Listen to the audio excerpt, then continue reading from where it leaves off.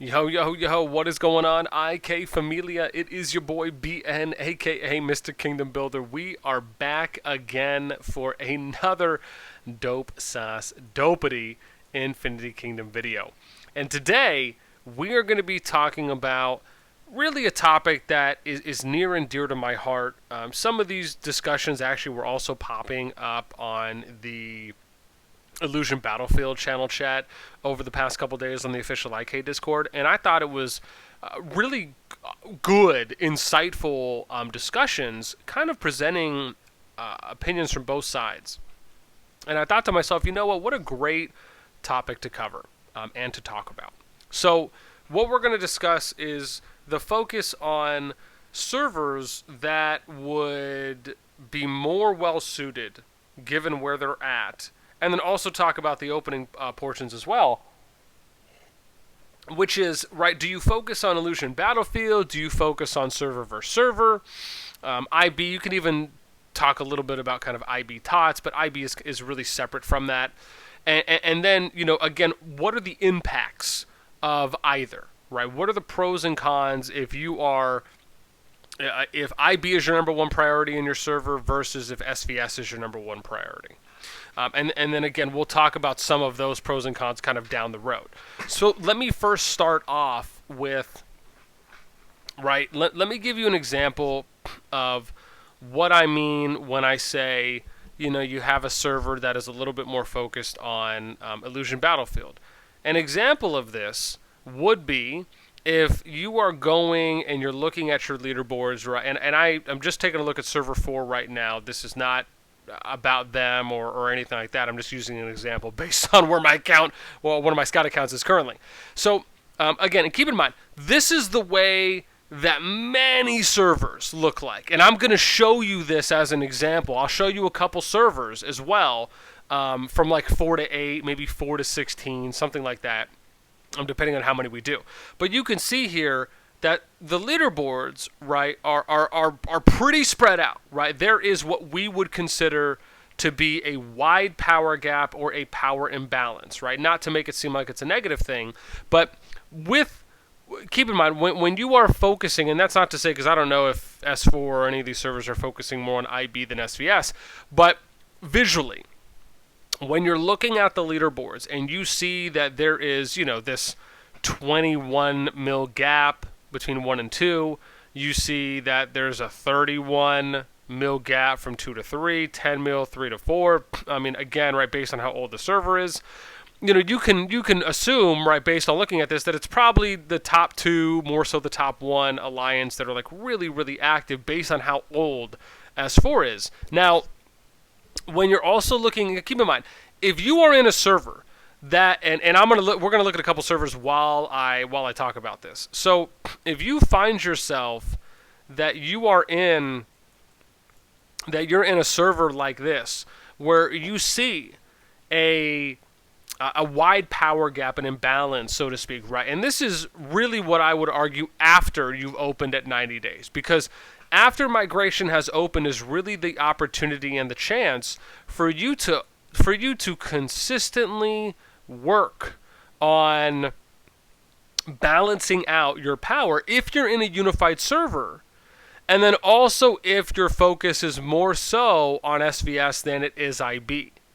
Now, there is a little bit of an asterisk here, because you can still balance out your server even if you're focusing on IB. You just have to put a little bit more of work into it and set appropriate expectations that you may not be within a mil power of each other if you have 1, 2, or even 3 IB teams, depending if you're trying to go one IB team in one faction. And keep in mind, right, this is like advanced level stuff, which is that in a lot of servers that are focusing on IB, they may try to just do one, and even here, right, like S5, you could see there's almost a double gap difference. Like, I'm wondering where, like, did everyone just pile in to top here? Because before, I think we saw Nuke top, now MG's top, and it's almost half the. But again, right, very wide power imbalance that you're seeing there. Again, kind of given the chaoticness of S5, right, being a war server, right, even though maybe now things are turning around a bit. But still, I'm just a wide power gap. Now we'll take a look at another server. And then I'm going to give you an example here from once I get to, where am I looking at? S6? Okay. So we're going to take a look at maybe 2 more servers. That'll give you an example here of kind of what the powers look like as far as the spreads on the leaderboards. And then I'm going to give you an example on one server that has an IB team, right? Like a top IB team. And then I'm going to explain some different approaches that you can have, right? An example here is even S6, right? S6, this isn't bad. It's not great as far as the power gap, given how long they've been open for. Migration's already been open, but this is a little bit closer here, right? When you're looking at your top 4, even more so your top 3, right? One of each. You have a 26 mil gap. I mean, yes, that's big, but given that they have 4 alliances, right, at 110 plus between the 150, I mean, yes, it obviously could be better, right? So still a decent power gap, but I don't know. I feel like on paper it looks not that awful. But okay, S7, let's go and look here. And then we're going to stop off at S8 for a moment, and then I'll do a brief explanation, and then we're going to explain a little bit more. Now, before we get there to S8, keep in mind that when you are focusing on an IB team, right, in your server, there is a tendency that you may find yourself getting into that Mega Alliance territory. And for those of you who watch my content, you know how I feel about Mega Alliances. I just feel that there's a lot more cons than there are pros. And essentially, if you are in a server and you are not actively working on balancing the power between top/active top alliances, and you're leaning in the direction of a mega alliance, similar to what we saw in S5, a little bit of what we saw in S6, and even here in S7, right, with Boba, again, you're kind of leaning where the number 1 alliance is breaking away farther from the rest of the group. You start leaning into that mega alliance territory, which also is very common when servers focus on having or wanting to have a top Illusion Battlefield team. And that is because if you want to have a top team, usually you're going to funnel in the top 1% of players, right? Your medium, your heavy spenders, your strongest powered players, right? If you want to have a top IB team, that's essentially what you... it depends. If you want to make a run to be like the top IB team, yes, right? In the current state of where you're at, you would have to basically funnel in. You'd have to get like the top 50 players or top 40 players or probably top 50 for subs. You would need to funnel them all into one alliance.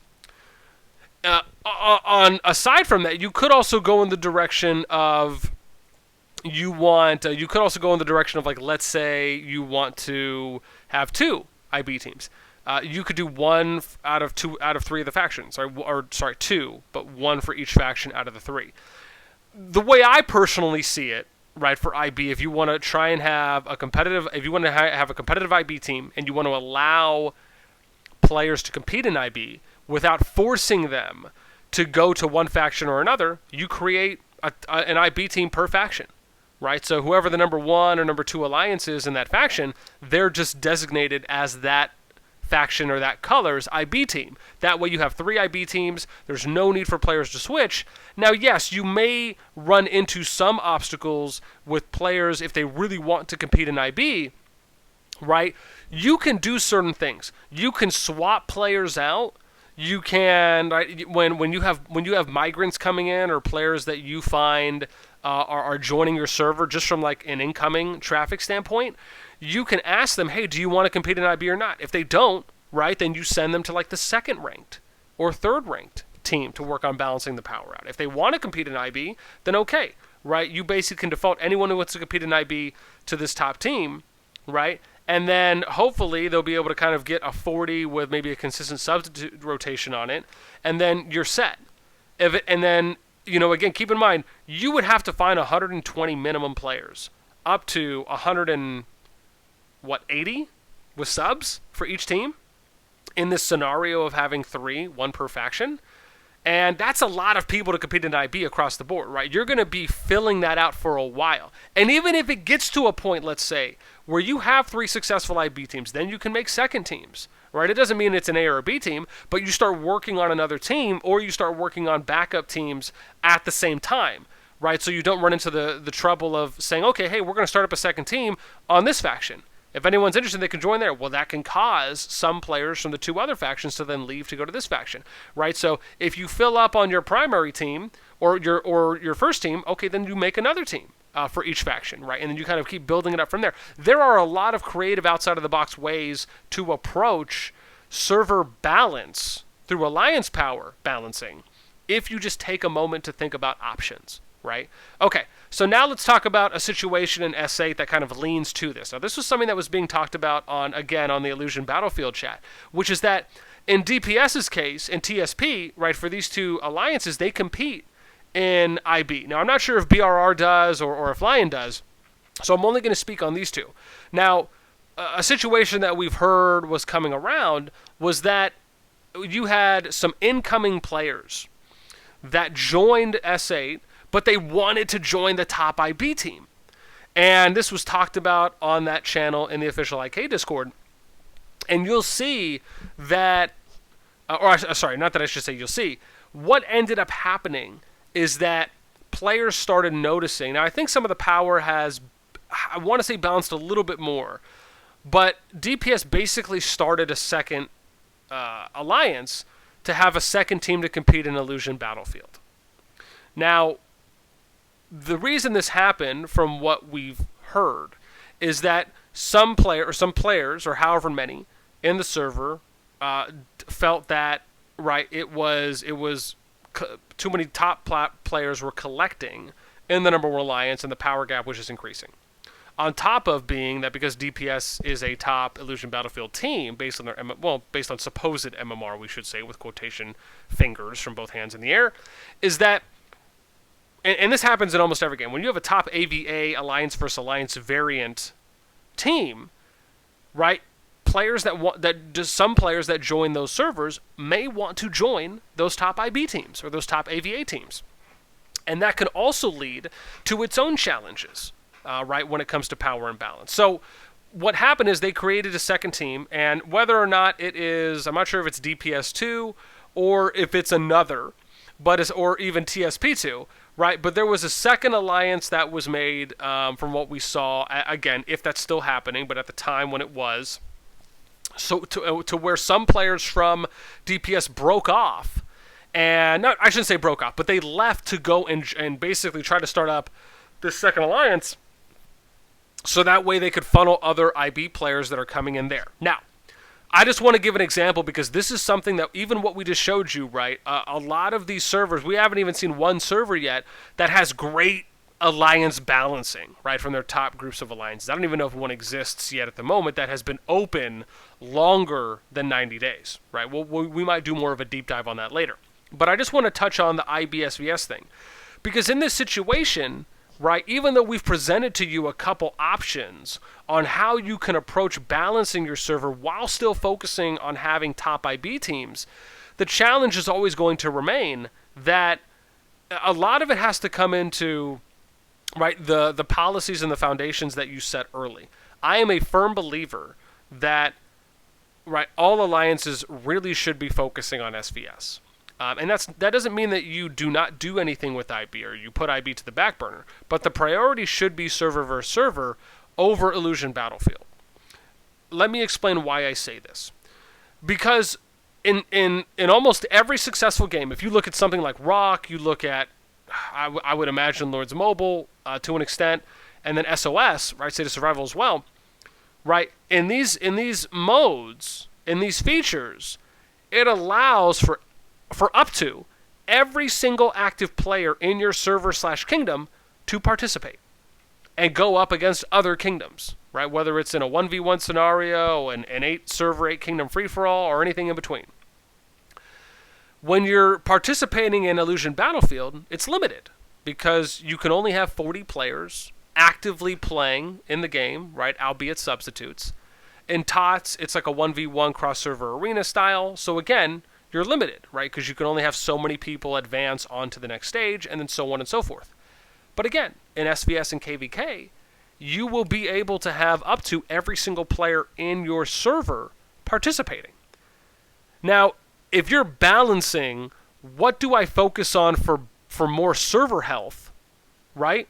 It's a no-brainer, right? There's no argument. There's no debate that SVS will be and should be the priority focus for every single server.